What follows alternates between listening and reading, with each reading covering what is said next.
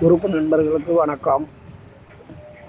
இந்த வண்டி ஒன்று போட்டிருங்க பாருங்க, மகேந்திரா டூரிஸ்டர் 2012. ஒரு வருஷம் எஃப்சி, ஒரு வருஷம் இன்சூரன்ஸு, 4 டயர் ஒரிஜினலு. வண்டியில் எந்த ஒரு வேலையும் கிடையாது. வண்டி சீட்டு இப்போ தான் புதுசாக அடிச்சுது.